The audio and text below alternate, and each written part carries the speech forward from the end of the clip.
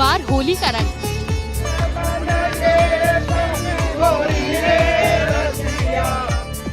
बरसाना में लठमार होली की धूम। होली रे रसिया, होली रे रसिया। लड्डू मार होली के बाद लठ मार होली।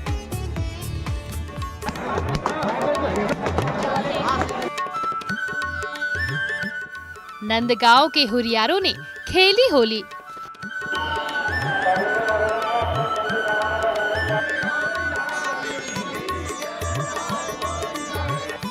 बरसाने की सखियों ने बरसाए लठ।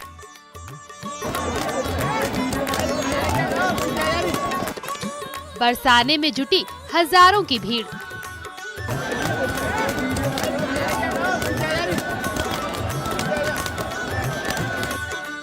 लठ की मार पाने को बेताब हुए लोग।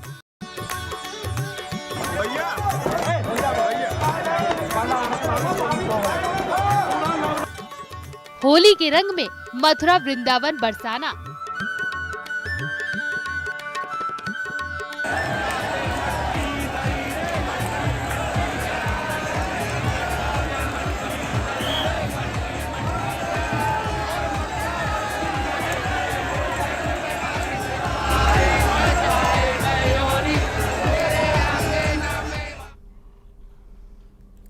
बात मथुरा की मशहूर लठमार होली की आज करेंगे। आपके साथ मैं हूं अंशिका पाठक। मथुरा वृंदावन में लठमार होली काफी प्रसिद्ध है।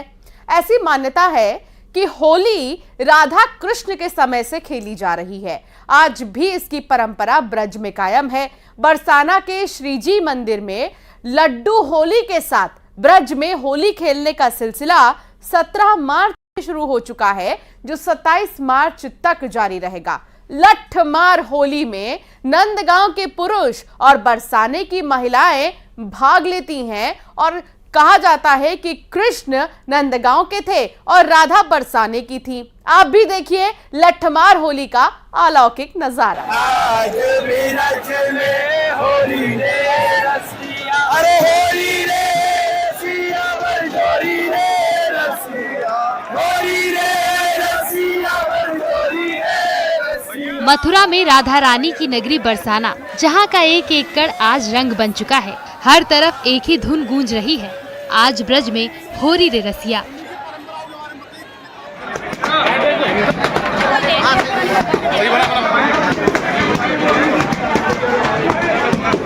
ठाकुर जी कल हो रही है, कल आप अपने सब ग्वाल वालन के संग बरसाने होरी खेल में पधारो। तो आज नंदगाम के ग्वाल वाल ध्वजाएं लेके, जो ठाकुर जी को प्रतीक मानी जाए, वह ध्वजाएं लेके यहाँ बरसाने होरी खेल में पधारे हैं। अब यहाँ प्रिया कुंड पे भांग ठंडाई छानी है महाराज, और अपनी पाग बांधी है, तैयारी करी है। अब यहाँ पे गामते गए, सज धज के गामते गए मंदिर को जाएंगे कि खबर करियो रे, खबर करियो रसिया आयो।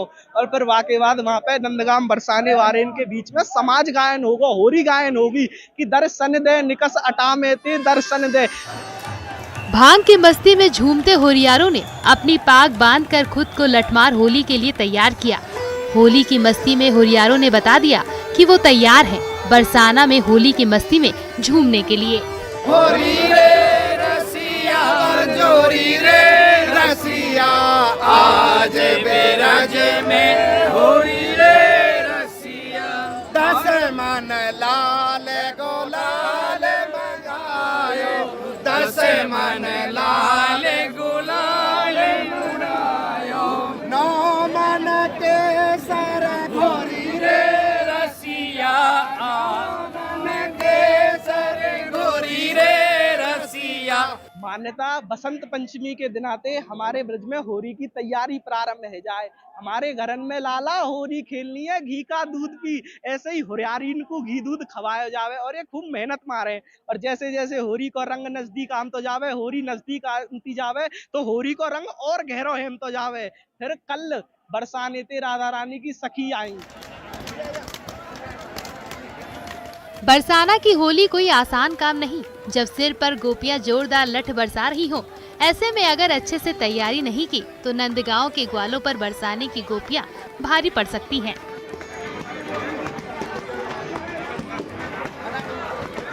इसे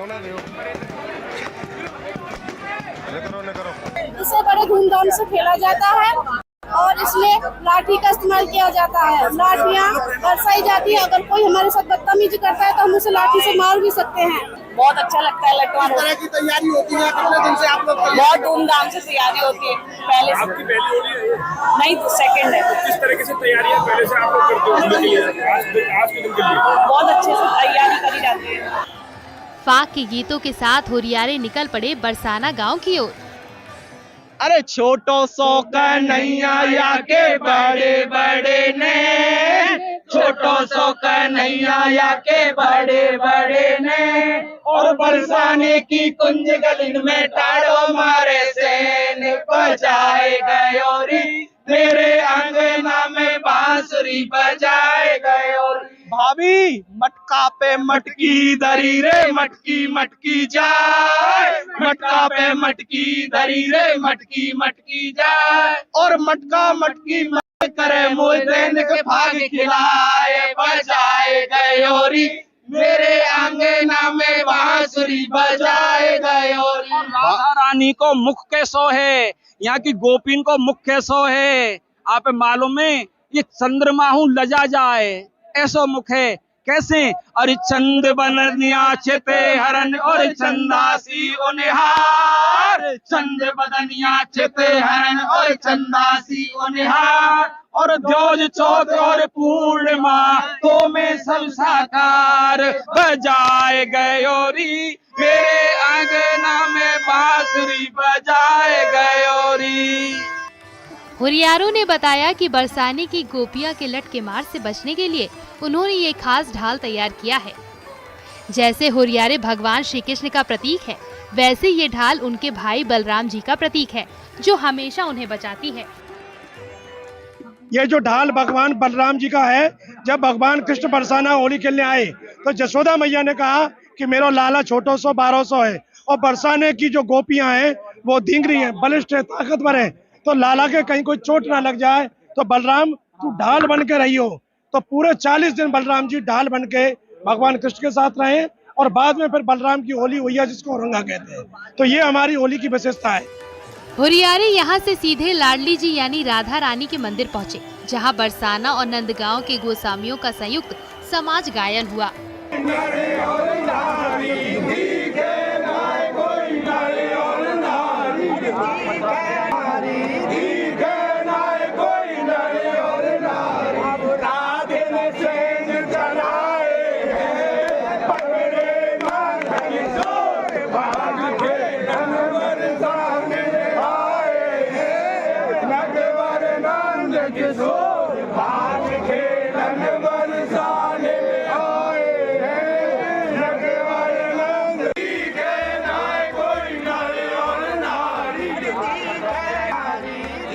समाज गायन के दौरान दोनों पक्ष एक दूसरे पर प्यार भरे कटाक्ष कर रहे थे।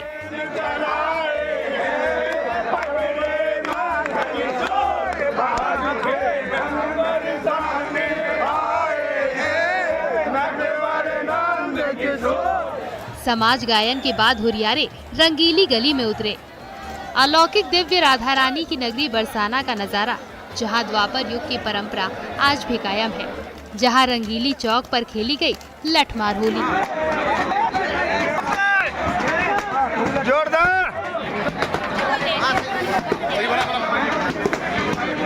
राधा रानी के गांव बरसाना में विश्व प्रसिद्ध लठमार होली देखने और खेलने देश विदेश से लोग पहुंचे। नंदगांव के हुरियारे दोपहर में ही प्रियाकुंड पर पहुंच गए, जहां बरसाने के लोगों ने उनका जमकर स्वागत किया। इस मौके पर उनको स्वागत में भांग की ठंडाई पिलाई गई। रंगीली गली में हुरियारी ने हाथ में लाठियां लेकर उनके स्वागत को तैयार मिली। लठमार होली के दौरान हुरियारी ने नंदगांव के हुरियारों पर जमकर लाठी बरसाई। हुरियारे बड़ी कुशलता से खुद को बचाते हुए लाठी प्रहारों को अपनी ढालों पर झेल रहे थे। इस अनूठी परंपरा को देखने के लिए हजारों लाखों की भीड़ राधा रानी के धाम बरसाना में मौजूद थी। मथुरा के बरसाना में होने वाली लठमार होली का रिश्ता प्रेम से जुड़ा है। मान्यता है कि जब प्यार का रंग बिखरा था, तभी लठमार होली की भी तब शुरुआत हुई थी। राधा कृष्ण के प्रेम का रंग होली के त्योहार पर भी चढ़ गया। और आज तक लठमार होली प्रेम पूर्वक मनाई जाती है। देश विदेश के लोग हर साल होली के मौके पर खास लठमार होली के लिए बरसाने जाते हैं।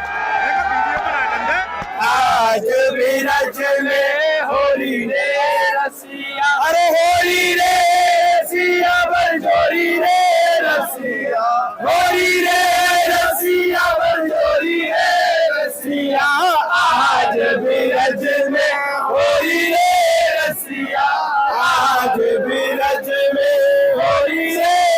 होली की परंपराओं के बारे में बताइए, ये परंपरा कब? ये नंदगांव और बरसाने की अटूट परंपरा है, प्रेम की परंपरा है जो भगवान श्री कृष्ण और राधा जी के समय से चलती हुई आ रही है। और आज नंदगांव और बरसाने में वही प्रेम है। और आपस में नंदगांव के आज हम ग्वाला आए और बड़े आनंद के साथ में श्री जी की सखियां जो गोपियां आए यहाँ की बरसाने की, उनके साथ में प्रेम भरी होली खेलेंगे। राधे राधे राधे। ब्रज में होली का महोत्सव 1.5 महीने से भी लंबा चलता है। ब्रज के हर तीर्थ स्थल की अलग परंपरा है और होली मनाने का भी तरीका एक दूसरे से अलग है। लेकिन बरसाने और नंदगांव की लठमार होली की परंपरा सबको अलग बनाती है। दोनों जगहों की गोपियां लाठियां बरसाने में थक न जाएं, इसके लिए दूध मेवा खाकर अपनी ताकत बढ़ाती है। वही ग्वाले भी ढालों को दुरुस्त करने में जुट जाते हैं। जो जितनी अच्छी लाठी चला लेता है उसी के बाद उसे पुरस्कार भी दिया जाता है। नितिन गौतम, न्यूज़ 18 मथुरा।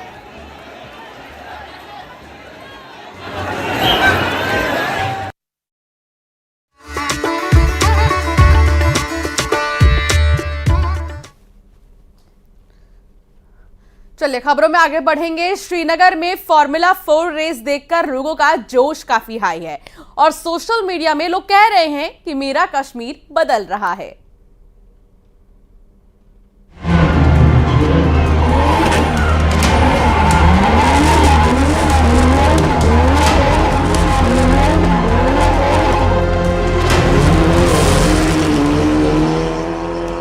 श्रीनगर में डल झील के किनारे दिखाई दिया फॉर्मूला 4 का जलवा। फर्राटा भर्ती कारों को देखकर कश्मीर के लोग हैरान रह गए।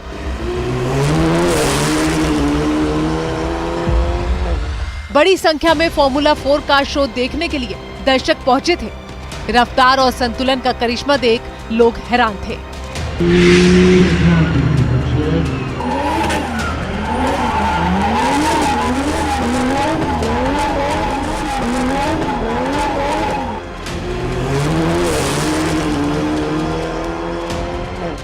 श्रीनगर में डल झील के किनारे ये ऐतिहासिक शो हुआ। जम्मू कश्मीर के इतिहास में पहली बार सड़कों पर फॉर्मूला 4 कार दौड़ती हुई दिखाई दी।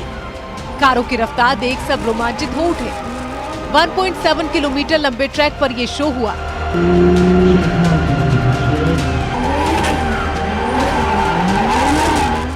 पीएम मोदी ने एक्स पर एक पोस्ट में कहा, बहुत सुखद है। ये जम्मू कश्मीर की सुंदरता को और अधिक प्रदर्शित करने में मदद करेगा। भारत मोटर स्पोर्ट्स को आगे बढ़ने के बेहतरीन अवसर प्रदान करता है और श्रीनगर उन स्थानों में शीर्ष पर है जहां ऐसा हो सकता है। इस फॉर्मूला रेस को देखने के बाद सोशल मीडिया पर कई लोगों ने कहना शुरू कर दिया है, मेरा कश्मीर बदल रहा है। धारा 370 हटाए जाने के बाद कश्मीर में तेजी से हालात बदले हैं। ये पहला मौका था जब फॉर्मूला 4 कार शो श्रीनगर में हुआ। पाकिस्तान के एक्सपर्ट जम्मू कश्मीर में पहली बार फॉर्मूला 4 कार रेस को देखकर हैरान हैं। पाकिस्तान के रक्षा एक्सपर्ट तो इस कार रेस के बहाने कश्मीर में तरक्की की चर्चा कर रहे हैं। इस फॉर्मूला 4 कार रेस को जम्मू कश्मीर की तरक्की से जोड़कर देखा जा रहा है। माना जा रहा है कि धारा 370 हटाए जाने के बाद लोग बढ़ चढ़कर विकास और खेल से जुड़े कार्यक्रमों में हिस्सा ले रहे हैं।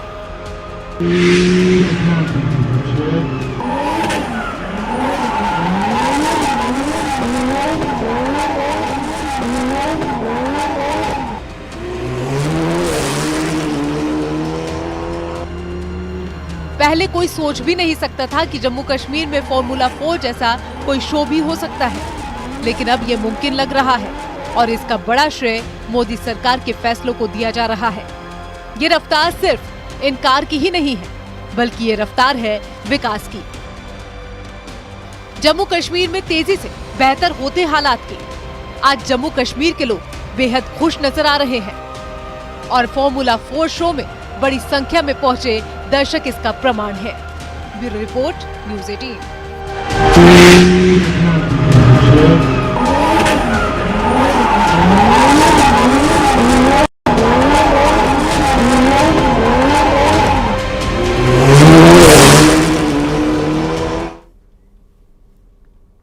लोकसभा चुनाव से पहले नक्सलियों पर बड़ा एक्शन लिया गया है और 4 नक्सली ढेर हुए हैं। 36 लाख के 4 इनामी नक्सली कमांडर ढेर हुए। छत्तीसगढ़ और महाराष्ट्र की सीमा पर मुठभेड़ हुई थी, जिसमें कि C60 कमांडो के साथ आज ही सुबह मुठभेड़ हुई। DVC member Varghese DVC Mangtu, platoon सदस्य कोरसम राजू और प्लाटून सदस्य वेंकटेश मारे गए हैं। घटनास्थल से एक AK-47, एक कार्बाइन, 2 पिस्टल समेत भारी मात्रा में विस्फोटक बरामद हुआ है। लोकसभा चुनाव के पहले जो नक्सली सक्रिय थे, इनामी नक्सली 36 लाख के 4 इनामियों को ढेर किया है और ऐसे में लोकसभा चुनाव से पहले नक्सलियों पर इसको बड़ा एक्शन माना जा रहा है। मुठभेड़ में 4 नक्सली जिन पर 36 लाख का इनाम था, उन्हें ढेर किया गया है। खेम नारायण शर्मा संवाददाता साथ जुड़ गए हैं। खेम नारायण, ये बहुत बड़ा हम कह सकते हैं कि मुठभेड़ था और ऐसे में बड़ी सफलता हाथ लगी है। लोकसभा चुनाव के ठीक पहले जो नक्सली माहौल खराब करने की कोशिश करते हैं, उनके लिए मुंह तोड़ जवाब। जी अंशिका, कह सकते हैं कि जो लोकसभा चुनाव है उससे पहले जो है सुरक्षा बल के जवानों को एक बड़ी सफलता मिली है और इस बड़ी सफलता लगातार जो है जवानों के द्वारा जो सर्चिंग अभियान, नक्सल विरोधी अभियान जो जंगलों में चलाया जा रहा है, उसी के तहत जो है आज सुबह जो गढ़चिरौली जो महाराष्ट्र जिला है, वहाँ तेलंगाना राज्य की सीमा के से होकर अंदर घुसे जो बड़े हार्डकोर नक्सली रहे हैं, वो यहाँ पर इन पर एनकाउंटर हुआ और उस एनकाउंटर में 4 जो बड़े नक्सली हैं वो मार गिराए गए हैं और ये डीवीसी मेंबर रहे हुए जो नक्सली हैं वर्गीस मंगतू और कुसुम राजू और प्लाटून सदस्य वेंकटेश की मौत हो चुकी है। इसकी पुष्टि जो है गढ़चिरौली एसपी ने भी कर दी है और एक बड़ी सफलता है क्योंकि अब लोकसभा चुनाव शुरू हो गए हैं। चुनाव आयोग ने भी लोकसभा चुनाव की तारीखें ऐलान कर दी है, तो ऐसे में जो है नक्सली अपने कारनामों को अंजाम देने के लिए क्षेत्रों में सक्रिय हो रहे हैं और लगातार जो है सुरक्षा बल के जवान भी जो नक्सली विरोधी अभियान चला रहे हैं, उनके लिए एक बहुत बड़ी सफलता मानी जाएगी। बिल्कुल खेम नारायण, और लोकसभा चुनाव से पहले अक्सर नक्सली ऐसा कुछ कर देते हैं जिससे कि ग्रामीण दहशत में आ जाते हैं, वहां के लोग दहशत में आ जाते हैं।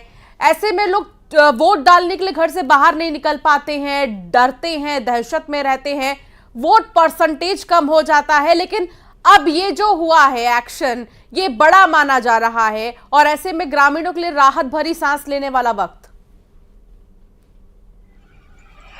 जी बिल्कुल, जिस प्रकार से नक्सली जो कारनामे करते हैं, जो वारदातों को अंजाम देते हैं, वो कहीं ना कहीं लोगों में दहशत फैलाने के लिए किया जाता है और किसी न किसी प्रकार से शासन प्रशासन के कार्यों में बाधा पहुंचाने के उद्देश्य से जो है नक्सली अपनी सक्रियता जो है उन इलाकों में दर्ज करते रहते हैं। उपस्थिति दर्ज करने के लिए इस तरीके के कारनामों को अंजाम दे रहे हैं और अब तो लोकसभा चुनाव है, तो लोकसभा चुनाव में चुनावों के समय जो है नक्सली जो है बड़े बड़े वारदात को अंजाम देने, जैसे ईवीएम मशीन लूटने या लोगों को वोट ना डालने के लिए जो है क्षेत्रों में दहशत फैलाने जो काम करते हैं। जी बहुत शुक्रिया खेम नारायण जानकारी साझा करने के लिए। तो ऐसे में इस मुठभेड़ को काफी ज्यादा महत्वपूर्ण माना जा रहा है। लोकसभा चुनाव से ठीक पहले आमतौर पर कुछ इलाके ऐसे भी होते हैं जहां पर दहशत फैलाने की कोशिश नक्सली करते हैं, लेकिन लोकसभा चुनाव से पहले इस कार्रवाई को बेहद अहम माना जा रहा है। अगर आप पत्ता गोभी खाते हैं तो जरा सावधान रहें। अगर आप आधा पका मांस खाते हैं तो भी सावधान हो जाइए। दरअसल एक शख्स माइग्रेन से परेशान था, कोई भी दवाई काम नहीं आ रही थी। लेकिन डॉक्टरों ने जो खुलासा किया वो हैरान कर देने वाला था। आखिर माइग्रेन का पत्ता गोभी से क्या संबंध है, ये रिपोर्ट आप देखिए।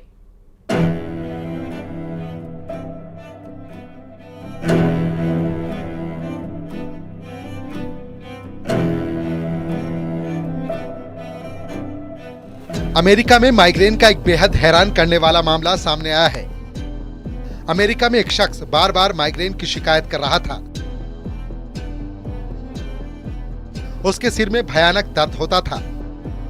उसने कई दिनों तक माइग्रेन की दवाइयां खाई, लेकिन कोई फायदा नहीं हुआ। डॉक्टर हैरान थे कि आखिर माइग्रेन की दवाएं काम क्यों नहीं कर रही। लेकिन फिर उसके बाद उस शख्स का सीटी स्कैन करवाया गया। सीटी स्कैन में हैरान करने वाला खुलासा हुआ। इसके बाद जांच में पता चला कि उसके ब्रेन में कृमि यानी टेप वर्म का लार्वा है, जो 4 महीने से उसके दिमाग में जीवित था। टेप वर्म दिमाग में अंडे दे रहा था। ब्रेन में जाने वाले कीड़े से उसे माइग्रेन हो रहा था। ब्रेन में टेप वर्म को देखकर डॉक्टर हैरान रह गए।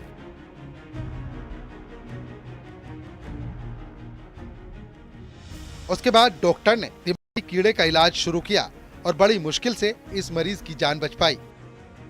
अगर वक्त रहते इस दिमागी कीड़े का पता न चल पाता तो उसकी जान तक जा सकती थी। उसे लकवा भी हो सकता था या फिर ब्रेन हेमरेज भी हो सकता था। ये कीड़ा मुख्य रूप से 2 तरीकों से दिमाग में जाता है। सब्जियों में ये कीड़ा पत्ता गोभी में भी पाया जाता है। अगर पत्ता गोभी को ठीक से साफ न किया जाए या फिर ठीक से पकाया न जाए तो ये कीड़ा पेट में जा सकता है और फिर वो दिमाग तक पहुंच जाता है। लिहाजा पत्ता गोभी को अच्छी तरह पकाकर खाना सुरक्षित माना जाता है। पत्ता गोभी का इस जो पैरासाइट है उसके एग्स उसके ऊपर होंगे और वो आप खाते हैं किसी भी तरह से और आपके शरीर में वो एंटर कर जाता है, आपके स्टमक में एंटर कर जाता है। ये फिर एंटर करने के बाद इन्फेक्शन कर सकता है ब्रेन में, आपकी मसल्स में भी, आईज में भी, पर आमतौर पे कॉमन ब्रेन के अंदर इन्फेक्शन देखा जाता है तो उसको हम न्यूरोसिस्टिसर्कोसिस कहते हैं। वहीं दूसरी ओर मांसाहारी भोजन में ये कच्चा मांस खाने से दिमाग तक पहुंच सकता है। डॉक्टरों के मुताबिक अमेरिका में जिस शख्स के दिमाग में ये कीड़ा पहुंचा वो बचपन से अधपका या कच्चा मांस खाता रहा होगा, जिसके कारण मांस से ये कीड़ा पहले आंतों में पहुंचा और फिर वहां से दिमाग में पहुंच गया।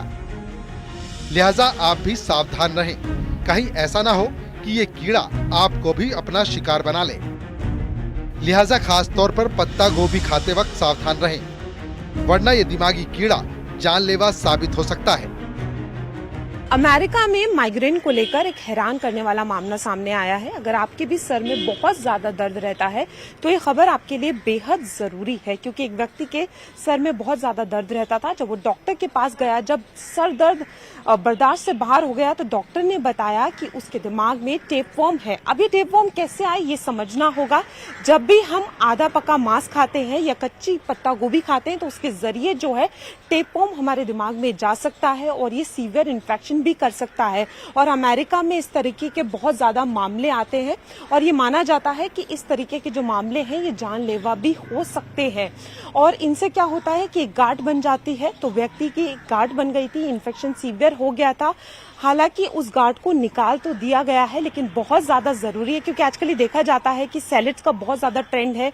लोग कच्ची सब्जियों का बहुत ज्यादा सेवन करते हैं और पत्ता गोभी का भी बहुत ज्यादा सेवन किया जाता है। तो अगर आप भी पत्ता गोभी का इस्तेमाल कर रहे हैं या हाफ कुक्ड मीट का इस्तेमाल कर रहे हैं तो बहुत ज्यादा जरूरी हो गया है कि सावधान हो जाइए, क्योंकि डॉक्टर्स भी बार बार कहते हैं कि जब इन सारी चीजों का सेवन किया जाता है तो इस तरीके के इन्फेक्शन हो सकते हैं। दिल्ली से कैमरामैन जगदीश गौतम के साथ फराह खान, न्यूज़ 18 दिल्ली।